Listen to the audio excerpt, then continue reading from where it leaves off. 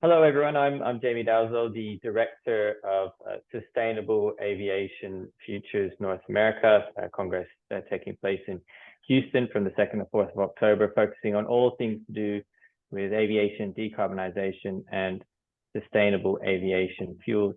In this series of interviews, we speak with experts in the industry who focus on sustainability in the aerospace sector, and I'm very pleased to be joined today by Jeff Shaknaitis, who's the Customer Sustainability Leader at GE Aerospace. GE Aerospace are one of the platinum sponsors of the Congress taking place in Houston. Jeff, welcome. Thank you, Jamie. Jeff, I'd like to kick off just by giving our listeners a bit of context into you and also into GE Aerospace. Could you maybe give us a bit of a summary of GE Aerospace's interest in the sustainability space and also your role within the company too? Yeah, certainly can. So I think GE Aerospace is probably a well-known name in this circle. So we are a leading aerospace propulsion provider. We have an installed base of more than 41,000 commercial engines around the world. And we do the math.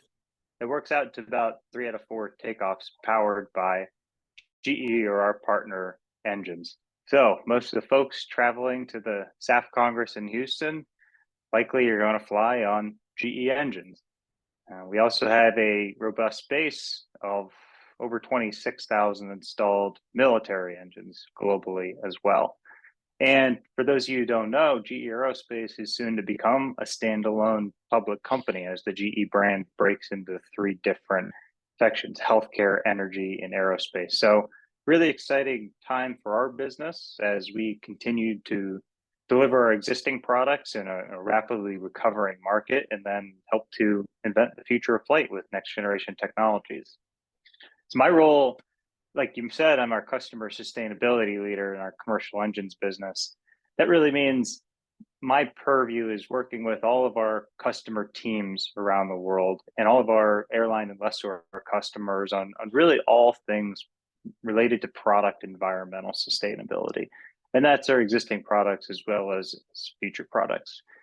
And the way I like to think about this is recognizing in the context of sustainability and decarbonization, we don't have all the answers as a businesses. Nobody does, and we have to have humility there. So there's an aspect where we need to go out into the field and learn and understand from our customers different perspectives how we can best serve the industry with next generation propulsion technologies.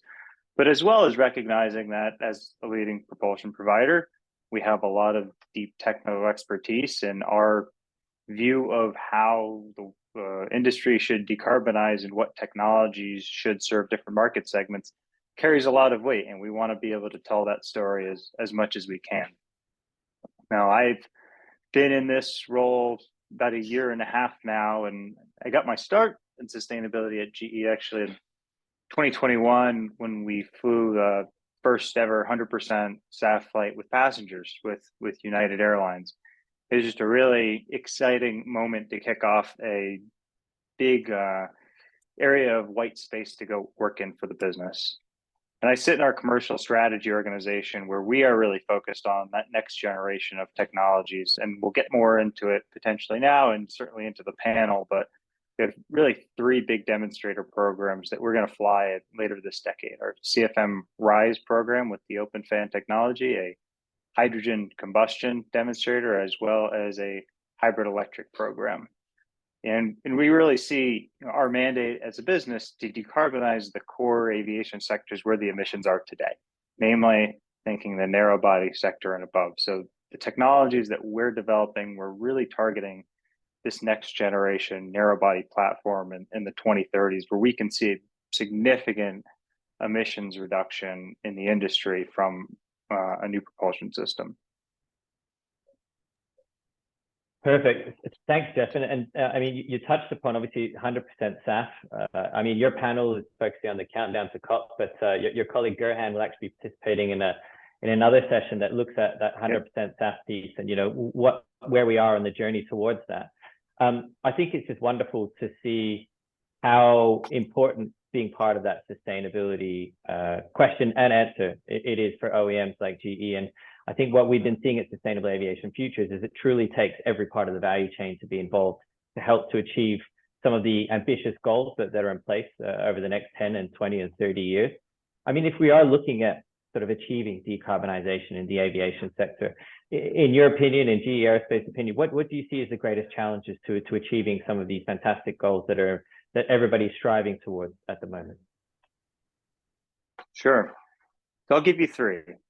The first one is recognizing that our industry is growing rapidly. And depending on whose forecast you look at, somewhere around 3.5% a year ASK growth. And historically, over the last 40 some odd years, we've been achieving an efficiency improvement a little over 1% a year. So when you do this math, ASKs are growing, emissions are growing with that. And we really need to learn how to decouple that. And certainly through technologies like GE is going to bring to the table are going to help, but we really need a vast array, including aircraft, engine technologies, operational efficiency solutions, and of course, SAF, to be able to decouple that emissions growth from traffic growth. Second piece, more specifically related to SAF, is being able to scale that SAF ecosystem. And a lot of the modeling that we've done and the engagement we've had globally, we're seeing that the scale of investment is really the key sensitivity factor. And to scale that investment, we need to be de-risking. And one of those key risk areas is certainly policy. So achieving the right policy frameworks globally to de-risk that SAF investment to get to the scale we need to have the volumes we need available when we say we want them is a really key challenge. And then the last one, putting a wrapper on this, is recognizing that solving for the local optimum in aviation is not necessarily a win for the world. We need to decarbonize our industry in the context of global decarbonization. And so it's finding the way that this aviation puzzle piece fits into a global decarbonization schema and sort of solving for that global optimum rather than just for aviation. Thanks, Jeff. And I mean, usually this is the point where I try to offer a bit of a summary into the event, but I think you've done a fantastic job there for me, because really what we're going to be trying to achieve with the event is overcoming some of these challenges. So we have sessions focused entirely on policy, on regulation, on de-risking investment in the SAF space and the wider aviation decarbonization space. And if I can hone in on your panel specifically, really this is going to be kicking off the Congress. It's taking place in the keynotes in the morning on day one of the conference on Monday, 2nd of October. And really it's a countdown to COP. So the panel is going to look at whether 2023 is that pivotal year in aviation decarbonization. And essentially one of the key questions are, what are the levers, pillars, and solutions available to achieve some of the ambitious emissions reductions goals? In your opinion, what do you think are some of the key themes that are going to be drawn out of that session?